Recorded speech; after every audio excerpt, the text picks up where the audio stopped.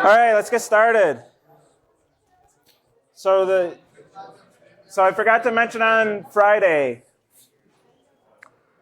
On Friday, I did release Project Part 1. So if you are eager to get that going, I released on Friday and I forgot to mention it. So Project Part 1 is out. Feel free to take a look at it. I'll do a very brief overview. It's effectively, and this is going to be a pattern throughout the semester, it's effectively homework 1, but in your project. So for your project, the very first things you have to do is choose a framework. Remember, this is individual, so you're choosing a framework, but it is, of course, recommended if you know who your team is going to be, who you're going to work with, choose the same framework. It'd just be, I think that makes sense. Unless you just want to learn multiple frameworks, that's perfectly cool too. But choose a framework. The framework does have to be approved, and I have this list of approved frameworks. For what it's worth, I recommend Flask. I think it's just the easiest option. Or Fast API is very much like Flask, and I hear a lot of good things from it, but I haven't used it myself. But I think it is mostly Flask. Syntax, anyway. So choose one of these. If you have a framework you want to use that's not on this list, let me know, and I'll consider adding it to the list, or I'll either explicitly allow it or explicitly deny it. And if you do choose a different framework, say you don't know who your team is going to be, you choose a framework, and then your teammates that you end up with don't choose the same framework, you can always change when you get to Part 2. Part 2 starts the group project itself. You can always change your frameworks. Build an app. I have the sample site for homework 1. You're effectively building something of that complexity, which is not much complexity at all. But you'll build your own site, whatever you want it to be. But it's got to have HTML, CSS, JavaScript, and at least one image. Then the visit counting cookie. It's exactly LO3 on the homework, but do it with a framework. So the spirit of this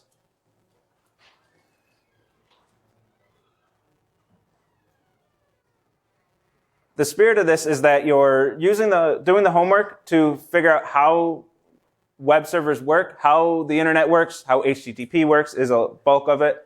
And then for the project, you're going to use libraries to do all that stuff for you. You're going to pull in a framework and have the framework do all the same things for you. So you'll do very similar, sometimes identical tasks, but you're going to see how it works building it from scratch from a TCP socket and then building it with a framework. And building with a framework is what you're going to do in the real world. Like that's what you're actually going to do, is use frameworks to do everything. You would never build anything from a TCP socket unless you have a job where your job is to build web frameworks.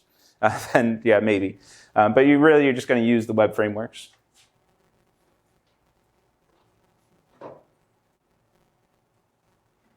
Hi. So that's what I want to give you practice with on the project, is doing what you're actually going to be doing out there in the real world, or side projects. You're never going to start with a TCP socket. So we will actually be looking through the code and making sure that you're using a framework, because there might be this temptation that you have to just use your homework code on the project. No, don't want you doing that. You'd be completely missing the point of the project. This is where you're getting the more real world experience, where the homework is getting the TCP experience that you're never going to use after CSE 312. Yep. How big? What? But for this objective, you mean? What do you mean by how big?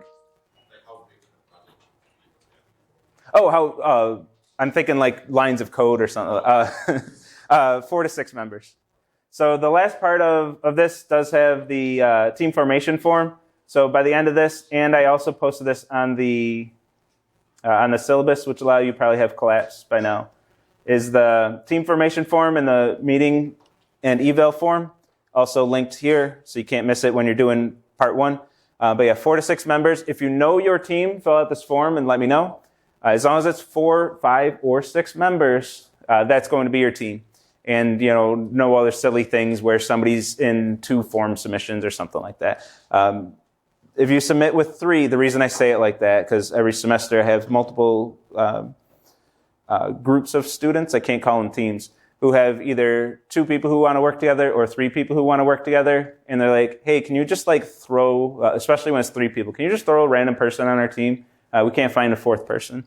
No, I'm not going to do that. You do need 4, at least 4, no more than 6. The reason I don't do that is it's not fair to that 4th person. You got 3 people who were presumably friends who know each other, and they're going to be pretty tight. And you throw this 4th random person there. It's going to be hard for that 4th one to integrate into the group. So no, find your own 4th one who willingly is, willing? Oh, it's such a weird sentence. But it was actually willing to work with you without being obligated. So if you don't have 4, or if you don't fill out that form, please fill out the form. I'll try to remember to warn you the day before. I like to give a big warning in lecture. But please fill out the form. If you don't fill out the form before the project part 1 deadline, that's the team formation deadline also. If you don't fill out that form before the part 1 project deadline, you're going to be put on random teams. So if you have your team of 5 people and you want to work together and you all agreed you're going to be a team together and none of you fill out this form, you are not a team. You did not tell me you're going to be a team. The reason for that is right after that deadline, I'm going to, anybody who didn't submit the form, I'm going to assume that they want to be on random teams because a lot of you just don't want to form teams or don't know anyone else in the class for whatever reason. You just want to be put on a random team. And I want to get those students started on the project. I don't want them waiting any longer than they have to. So once this deadline hits, I'm going to take anybody who's not on a team and create those random teams of everyone who's left. So if you didn't submit the team form and I create random teams, you all get the email that you're on different teams, and then you email me and say, hey, we're actually a team. I'm not going to break up all those teams I just made, rearrange them all just because you couldn't bother to fill out a form. Just fill out the form. And the reason this usually happens is they get together, a team gets together, or a would-be team gets together, and they agree, okay, you're going to be the one who submits the form, and that one team member doesn't submit the form or forgets to submit the form. And then all of a sudden they're not a team because everyone else assumed that they did submit the form. If you're worried about that, just submit the form yourself. Like if you're a team of 6 and I get 6 form submissions from 6 different people, all with the same team members, I'm not dumb. I'm going to know what's going on. Only one of you has to submit the form, but if all of you do submit the form, that's no big deal. That's not a problem at all. So if you're worried, you're just like, man, I'm not 100% sure that that person's going to be reliable enough to guarantee that they're going to make my team, just submit the form yourself also. Redundancy is always good. It's fine. And then once teams do start, so after the part 1 deadline, which is Monday morning of week 5, that week meetings do start. So week 5 will be your first team meeting. It's up to you to schedule those. By default, if you can't decide anything else, well, meet in recitation. Hopefully you formed a team all in the same recitation or something. I'm sure you can figure out your team meetings. I'm not going to micromanage that. But you do have to figure out your team meetings and then fill out that form after each team meeting. Okay.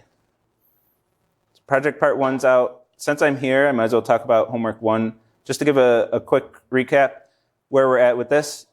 You can do learning objective 1. You can do learning objective 2. You can do learning objective 3 once it loads.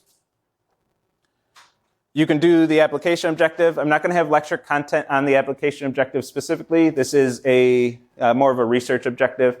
So you can do the application objective. And the only thing I have left to talk about in lecture is how to do the Docker setup, which I mentioned last time that there's a lot about Docker. I'm going to spend 2 lectures talking about Docker and giving demos and stuff. But in the end, you can mostly take my Docker setup and use that for your project.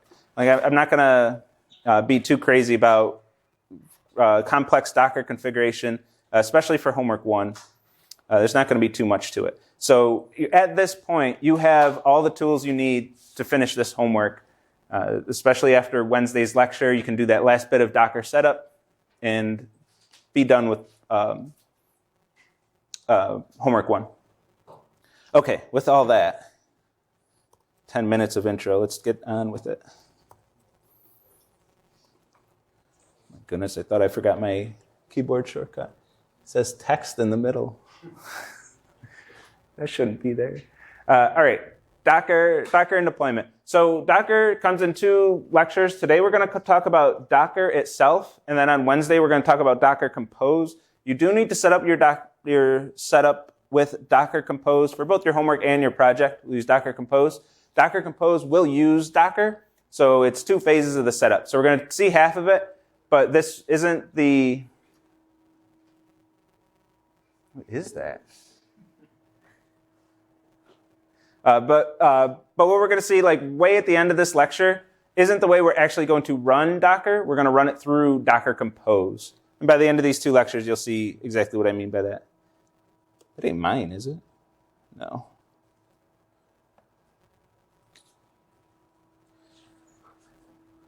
right. Sounds like a vacuum cleaner. So we have different environments that we like to talk about. And I think I accidentally started using these words. A lot of you probably heard these anyway, but let's give these formal definitions for dev and prod, development environment and production environment. So if I accidentally used these words in 116, I should probably introduce what production means when I say production. But development and production, dev and prod is usually just our shorthand for it. Development environment, this is where you're writing your code, typically your laptop. This is where you're actually developing the code. And whatever environment you have set up for that, that's dev. And then prod, this is where you're pushing, we say push to production. That means we're going live to our end users. Our end users are finally consuming our product. For web applications, this is going live to your domain name where your end users can actually visit your app and consume your app. So that's production. So we have this infamous line, well, it works on my laptop. You deploy to prod, there's a bug, users have a terrible experience, bug reports come flooding in, manager comes yelling at you like, what the hell's going on with this? And you say, I don't know, man, it worked on my laptop. It worked in dev, but not in prod. Very common issue for multitudes of reasons. Lots of different things can cause this. I'm not going to go through and read them all, but hard-coded paths is the one I want to highlight specifically for this class. If you have, like, say, I always see it in the HTML. In HTML, not necessarily in this class, but in the world, I'll see it in HTML because I don't really have you write much HTML, so it's hard to make this mistake. But in HTML, I'll see a path that's a hard-coded. By hard-coded, I mean an absolute path where it'll be http : wow, my brain broke. : / right? Why am I second guessing that? HTTP or HTTPS : / localhost : 8080 / whatever. That's going to work on your laptop when everything's working on localhost. But what happens when you deploy to CSE312.com or mycoolapp.com? You go to deploy, it's not localhost 8080 anymore. It's mycoolsite.com. And that link is going to break. And now whatever resource that was supposed to fetch isn't going to be fetched. It's not going to work. So that's what I mean by hard-coded paths. Make sure all your paths are relative to the host that it's running on, which isn't going to be localhost when you go to prod. So we have a solution to this, luckily. Of course, the solution is going to be Docker eventually. But we have a solution to this, virtual machines. We're going to simulate an entire machine and effectively run 2 machines on one physical device. So we spin up a VM. We usually call them these. I assume a lot of you are familiar with these as well. Especially, I think you all use them in 220 now. So you're familiar with VMs, I would assume. But it's simulating an entire virtual machine. You have a second machine running on your hardware. And if you've ran these, you know that they can be pretty inefficient. Well, with the exception of the 220 one, because it's running on servers, not your device. So I guess that's not a good example anyway.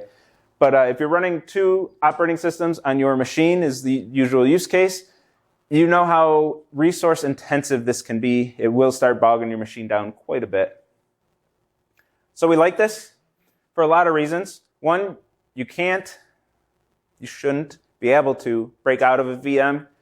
There are some very rare bugs that come up from time to time where somebody can break out of a VM or a Docker container eventually that we'll talk about. But you shouldn't be able to break out of these. They are an isolated environment where that app is running inside, well, eventually, but that code is running inside that VM, isolated from the physical machine. So somebody can't just bomb your entire machine.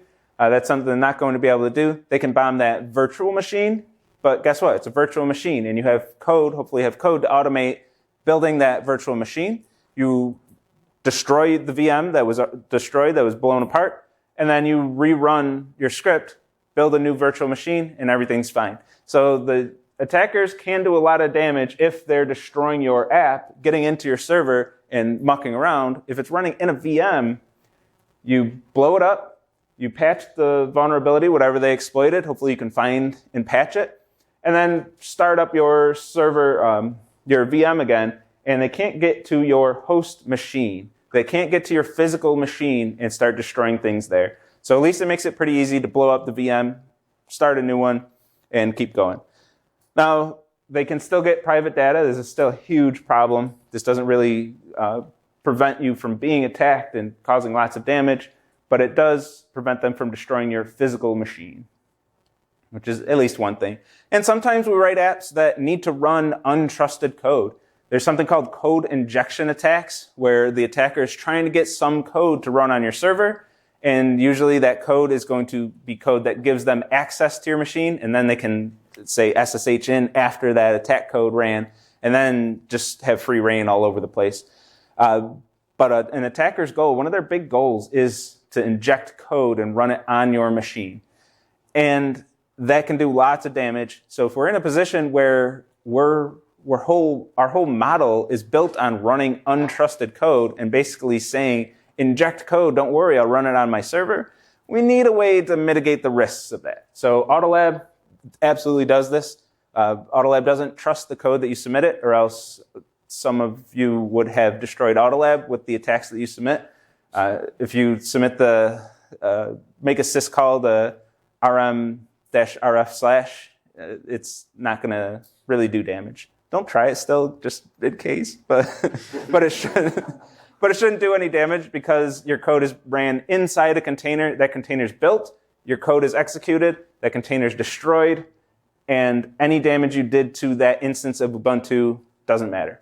It's effectively a VM. We're going to see eventually, we'll call them containers these days, but it's running in an isolated environment. AWS, DigitalOcean, same thing. Their whole business model is give us your code and we'll run it on our servers.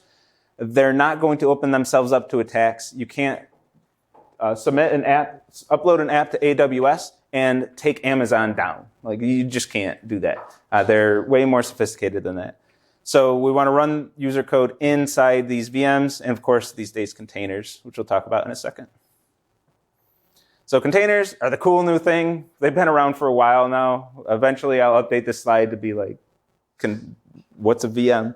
I don't know, maybe I won't even have to talk about VMs at some point here. But they're effectively lightweight VMs. There's a lot of low-level details that I don't fully understand of how containers work, to be honest.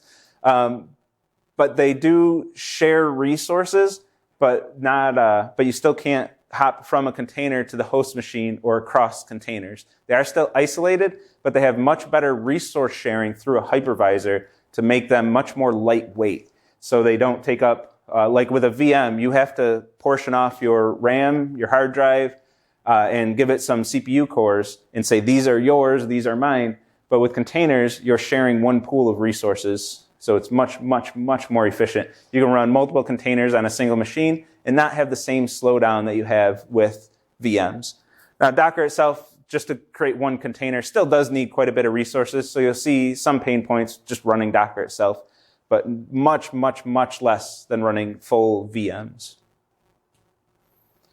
So Docker is the software we're going to use to create containers, to create and run containers. So this is software that needs to be installed. If you are on Windows, this process is somewhat painful. I heard it got easier over the years, but it's still not too trivial. You do have to install WSL.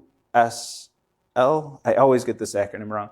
Windows Subsystem for Linux. No, Windows Linux Subsystem, WLS. I don't know. It's got WSL, Windows Subsystem Linux for Linux. Okay.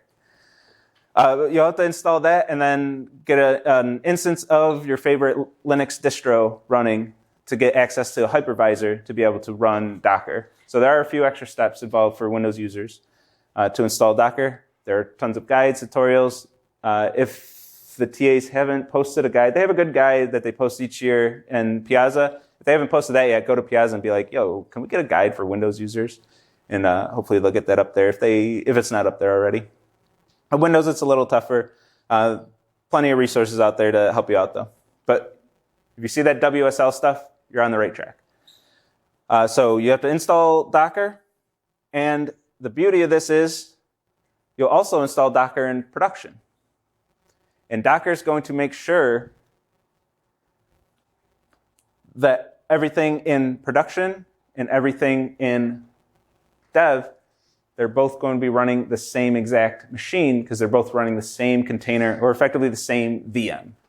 So we're going to solve those headaches of it works on my laptop. You'll still have that hard-coded path issue, to be honest, but you'll have much significantly fewer issues.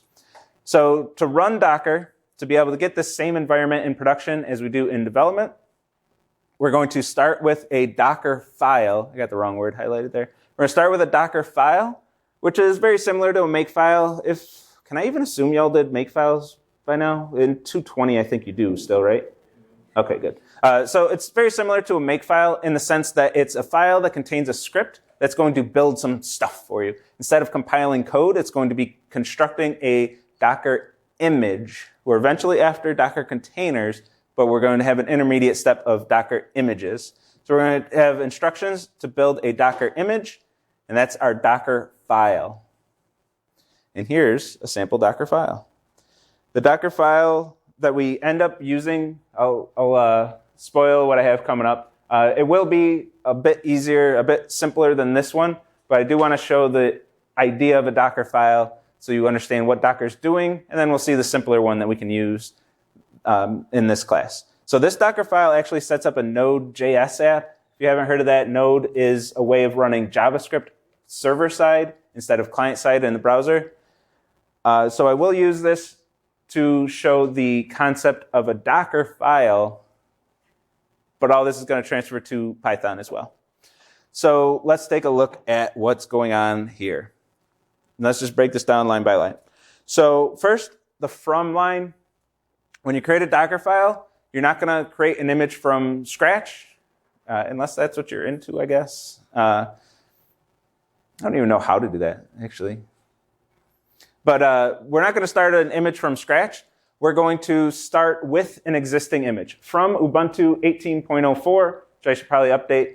From Ubuntu 18.04 is going to go to the internet, find the freely, publicly available image that has a base install of Ubuntu 18.04 and download it. And that's going to be your base image that you start with. So this image that's created here is going to start with Ubuntu 18.04 as a fresh install. There are lots of these. Eventually, we're going to change this to Python, and we're going to get an instance of Ubuntu with Python pre-installed, which is going to cut down some of our work. That's what I was alluding to, where we'll have a little bit simpler one for the homework. So, but this one, I want to start right from Ubuntu to show you the full power of what you could do with these things. Because you can do lots with Docker files, with Docker images and containers. And we're going to use the run keyword throughout this Docker file. Run means, guess what run means run? It means run this command in the operating system that we just grabbed. So whenever I say run, it's going to be just like I went into my Ubuntu command line and typed apt-get update. So if you had a fresh install of Ubuntu and you needed to get it set up for your project, and you go into the command line and you start typing all these commands to start installing software and changing directory, whatever you're doing inside your container to be able to get set up, to be able to run, because eventually we want to run a Node app in this example. Whatever you need to do to be able to run that app, which is installing dependencies in our case, you're going to use the run keyword to run all those commands. So you're effectively writing a script at this point with all your run commands to say, run all these in your fresh instance of Ubuntu. So this is where we can start automating things. Instead of, okay, I need to deploy my app. Let me go download Ubuntu, install it, go command line, type all these. We're automating all that process. And apt-get update is, for what it's worth, just updating apt-get. Apt-get is the program that's going to connect to repositories and download all our dependencies. We just want to make sure that's up to date with all the latest repository links. And this is something I like to do. I don't know where I got this from. It might have been from a tutorial or from people who showed me how to use Docker. I don't know, but it stuck with me, and I do this in all my Docker files to this day, is I'm going to set my home directory to /root, and I'm going to change my working directory to /root. So when we run a Docker image and container, this stuff is always going to be ran as the root user. So since I'm running as the root user, I want to use /root as my home directory. And I always do this by habit, but I don't know for sure. I never checked because I always just do this. But I think if you don't have these two lines, I think these are the defaults. But I'm not 100% sure. I just add these two lines, then I'm 100% sure. I know exactly what I'm getting. And then if the defaults change someday, my stuff ain't going to break. But I'm going to change my, this is our syntax for changing an environment variable. So I'm changing an environment variable named home, which is the variable that stores the name of your home directory for the specific user that you're logged in as. I'm going to change the value of it to /root to say from the root directory, oh, that gets confusing. From the root directory, I'm going to navigate to a directory named root. Yeah, it's like root/root, I guess. But /root is the directory I want to be in. And then work dir, this is changing my working directory. This is the same as saying cd in the command line. So I'm going to cd into /root. So any future commands are being executed from this directory, and that's my home directory. So whenever I navigate to the home directory or something needs my home directory, it's looking at that directory. So just something I like to do. I recommend you do that, but for this class, I'm not sure if it would ever matter. Maybe when we get to homework 4, it might. But I'll recommend it. I don't know, just because I do it.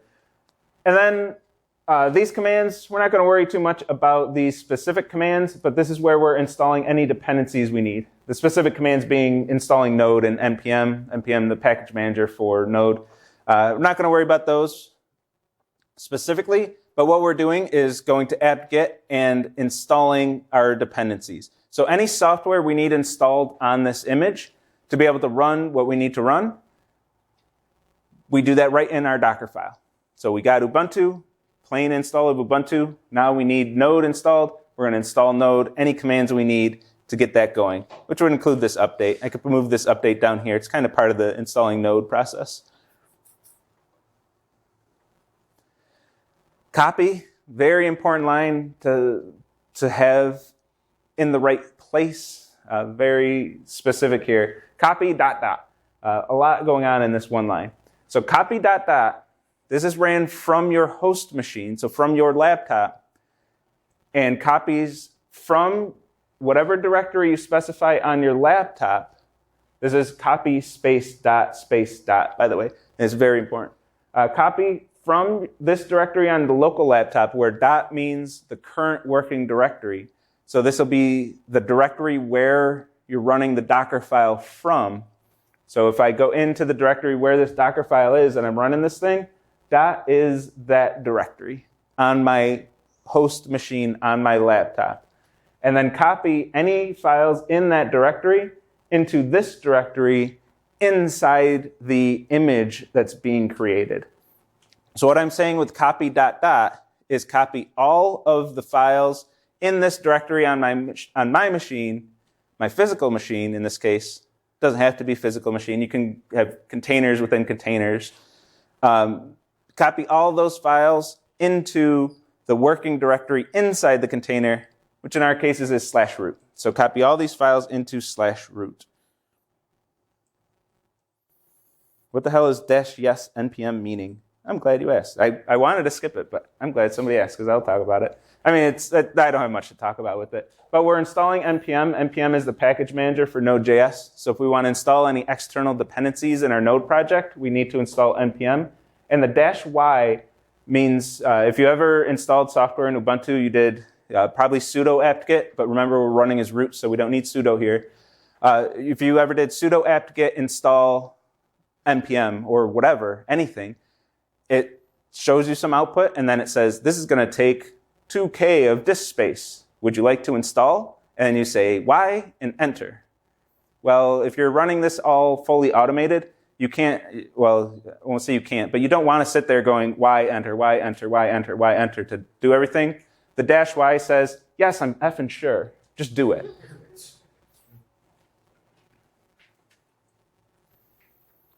So this copies all of the files in the current working directory into the working directory inside the container or image at this point.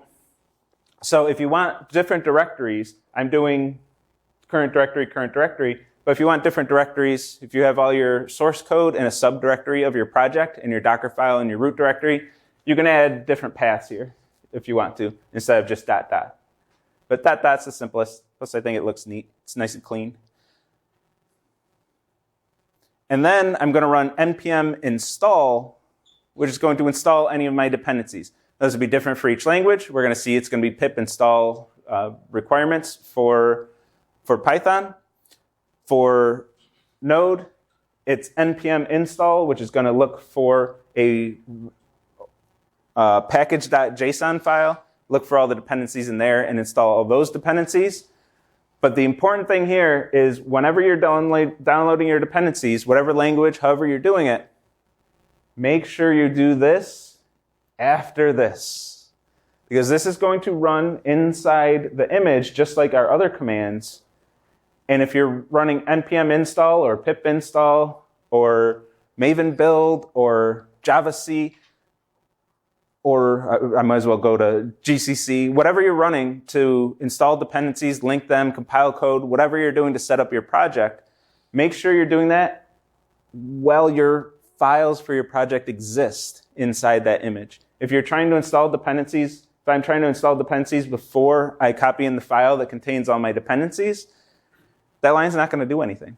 So the order does matter here. Make sure you're thinking about what's going on in this file, even if you're starting with my file as a template and then using that for your homework and project. Make sure you're still thinking about what's going on in these, because every time you modify it, you're going to have to know what you're doing in there.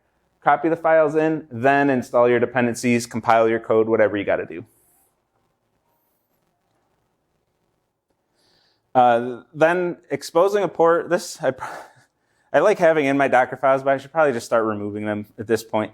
Exposing a port is something that Docker Compose is going to do for us. So once we have Docker Compose, this line is irrelevant. But this is going to allow people to access this port from outside this container. So if I have a web app that's running on a specific port, 8000 in this case, then I want to expose that port so people can access that port from the outside world. Because if I'm running a web app and people can't access it, what am I doing? So we want to expose that port. And then finally, cmd command. We want exactly one command in our image, or 0. For our purposes, we're going to have 1. 0 is acceptable. One command, and this command is going to be executed when we run the app, or when we run the container. So all the runs are going to execute when we build the image, and then when we finally run the container, that's when this line is ran. So this is what we're going to use to actually start our app, because we're going to build the container with all our dependencies, compile the code if we need to, all that stuff to build this image. And when we run the container based on that image, that's when we actually start things and get things running. So don't use run. If you use run right here, it's not going to work. It's not going to do what you want it to do, because the image can't really run your app indefinitely. It's the container that's going to do that. I'm behind on chat, so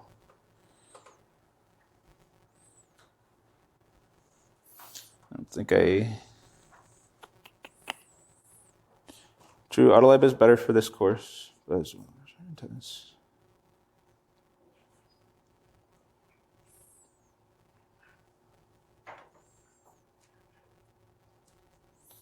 I think that's about 116, isn't it? Right? That has nothing to do with this course. Anybody else who's in chat? I think that's 116 stuff. They wanted me to write a parser to parse test case. They want to submit a text, well, I say they, but one student wanted me to have a input like they do on, which I haven't seen this before, Code Forces, where they can submit a text file with their input-output for their test cases instead of actually writing JUnit test classes. And I said no, but I guess they're debating the merits of that in chat. Like, I'm not writing that parser for you. You can write a parser that writes your code, but anyway, it doesn't have anything to do with 312. Okay, so I promised they'd get simpler. If I want to condense that Docker file that we just saw, there are a lot of freely available, by the way, it's still amazing to me in programming, in the software engineering sphere, there's so many people who spend so much time building things and then just giving it away for free. It's absolutely incredible. But anyway, there are tons of images out there. Ubuntu, for one, like the whole entirety of Ubuntu is just free for all of us to use. There are other containers that are based on, most of them based on Ubuntu. This one is, where somebody started with Ubuntu, ran all the installation process for all the node dependencies, so all this stuff that we ran to get node up and running, and made that freely available as a container so we don't have to install node anymore. Cuts out a few steps, but it's very helpful, especially when we don't have to wait for those steps to resolve every time we rebuild our image. It's actually really handy. So now we'll just start from node and then whatever version of node, probably not 13 anymore, but we'll start from whatever version of node we want. And then we just have to do our specific stuff. So I still like to change my root directory. We still have to copy our files in and install our dependencies, and then expose our port and run the app. But all that, installing NPM, installing Node, we can skip all that stuff, including that fix missing that you just have to do if you're installing Node, the updating the repos. Don't have to do any of that. And the one we'll actually use, Python. If you don't want to use 3.8, it's 3.11 now, I think. You can use a later version of Python. But from Python 3.8, same thing. It's an instance of Ubuntu with all of Python, everything we need for Python installed for Python 3.8, of course. Pip's installed, so we can use pip to install our dependencies, and then we can go from there. I still like doing my root directory. We still got to copy all the files in from your project into the container, or into the image at this point, and then installing dependencies. So let's talk about dependencies in Python for a little bit. Remember, you do have to, you can use this, but you do have to understand what is going on here. This run pip3 install -r requirements is going to look at your requirements.txt file, which is a list of external libraries. It's going to download those libraries and link them to your project. If you, I guess this doesn't really matter, does it? But if you don't have, this used to matter more. If you don't have a requirements.txt file and you get an error on this line, it's probably because that file doesn't exist. I got sick of telling people this. But anyway, I included a requirements.txt file with the handout code. So as long as you clone the repo, you're not going to run into that even if you don't think about it. I probably should have left that file out just so you had to think about that. But it always baffled me. Like, you get an error on this line, and I say, it's trying to install requirements.txt. Do you have a requirements.txt? Well, no. I just copied your Docker file. Okay, you need a requirements.txt because it uses requirements.txt. Even if you're copying my stuff, you got to at least know what it does. So this is going to look at that requirements.txt and download all of the dependencies listed there and link them to your project. Or actually, does it? It just installs them to Python, and then they're available, I guess. And then expose the port just like we did before, and then run Python 3, run your app using Python, and -u. This is one advantage of having you copy my code. You don't have to think about the -u, but I want everybody to have this here. It is the most useful 2 characters in this whole course, probably. I don't know if that's an exaggeration, but -u. So when you run your code in Docker will buffer your output. It'll buffer standard out and standard error. So you don't always see your messages. You'll have lots of print lines. Even the handout code, I gave you a few print lines to so you can see the requests coming in. And I like seeing the requests going out too. I'll usually print those as well. So even when we're running in Docker, outside of Docker, I want to run a debugger and whatnot. But even inside Docker, I want to see that output so I can debug the Docker-specific issues. It works on my laptop. I transfer it to Docker, and some things break. I want to know why it's breaking. But Docker won't show you the output. It'll buffer the output. -u says, run this unbuffered. So whenever I print something to the screen, show it to me. Show it to me right now. That's what the -u is doing for us. So if anything really weird happens in office hours, you'll see me jump over to your Docker file, and I'll make sure that -u is there. Because if it's not, that's probably why you're seeing really weird behavior, why you're not even seeing your print lines, but it's crashing on a line after the print line. It gets really weird. That -u fixes all those problems. So this won't work as is. There are a few things that I intentionally have in here. Actually, I guess just one thing that I left in. I meant to do the requirements.txt, but it was in the repo, so that one didn't work.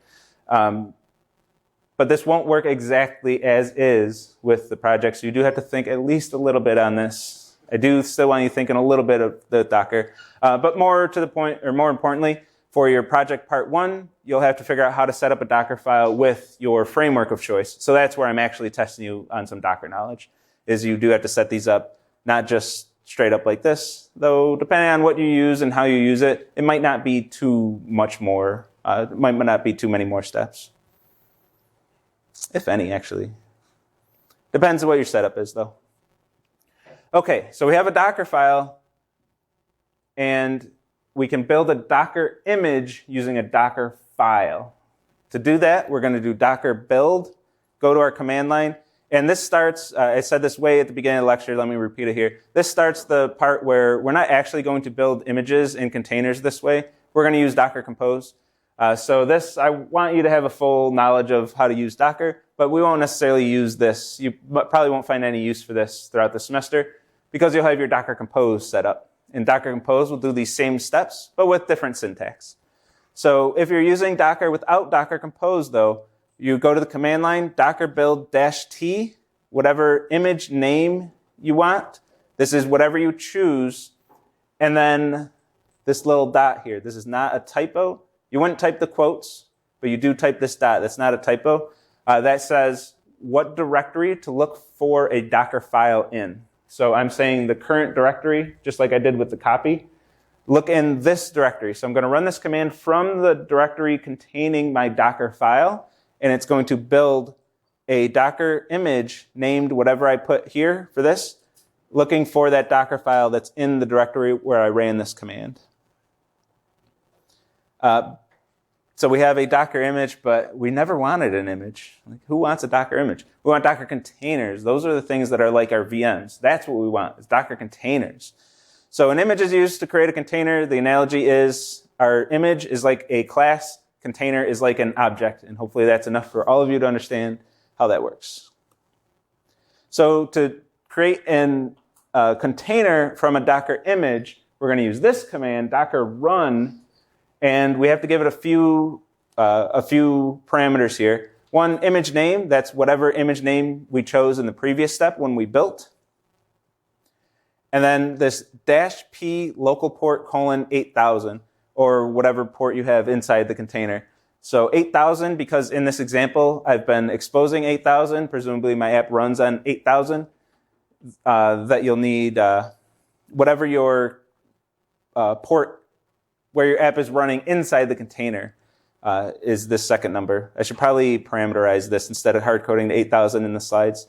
But -p says I'm about to map a port, and I'm going to map a local port on my machine, on the host machine, on your laptop, whatever port you want there, which for our purposes is going to be 8080 for the homework, and then map that to a port inside the container. So I'm saying whenever somebody connects to localhost port 8080 or whatever port I put first, route that to inside this container port 8000, and then I could run my app on port 8000, even though I want people connecting to my app through 8080 outside the container. So you could run your app inside the container on whatever port you want, and then when you map a local port to inside the container, you can choose whatever port you want there as well. So this is perfectly valid.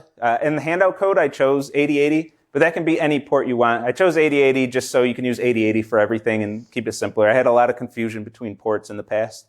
But you can change that 8080 to any number you want and still be correct on the homework, as long as local port is 8080. And if you want to add this isn't super useful, I find, in this course, because we're mostly developing, we're not deploying. But -D will run your app in the background, which is what you eventually want to do in prod when you want your app to run indefinitely. But usually when you're running your app for your homework, you're doing it to test and debug, and you want to be able to see all the output. You don't want to run it in the background.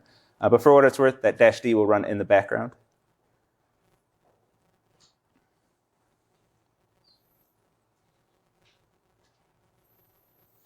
And this was asked already, and I put it in the starter code so nobody has to really think about this. But in your code, your host name should be 0.0.0.0. This is another alias for localhost, but it's more powerful than localhost. It's more open than localhost. This is what's needed to run your app in Docker. So you'll notice the host name in the handout code. I have this, where you'd usually see localhost, and any tutorial you look at is going to have localhost there. I have it as zeros so it can run in Docker. If you have localhost there and you go to run in Docker, you're going to get one of those. It runs on my laptop, but when I go to run in Docker, it doesn't work, and I can't even access my app. That's going to be the issue. Since it's in the handout code, I don't foresee anybody having that issue, though, until you get to the project and you forget about that. So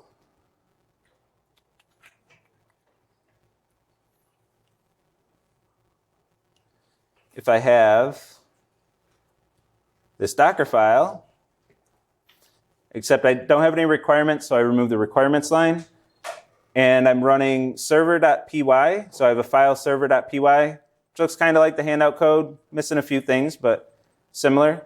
I'm going to first, I set myself up on purpose, and now I'm not going to have enough time for it. I'm first going to run Docker. Docker needs to be running on your machine. Yeah, not running Docker is going to be what bites me there. I won't have time to do it. But we got Friday for demos, so I'll do it on Friday.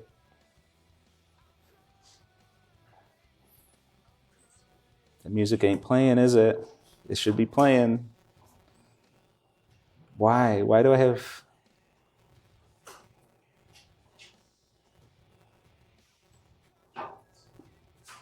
Oh, no. Why?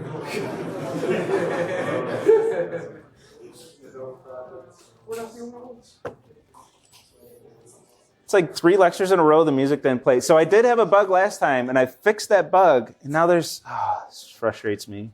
Anyway, I got more work to do on that one. The music should be playing.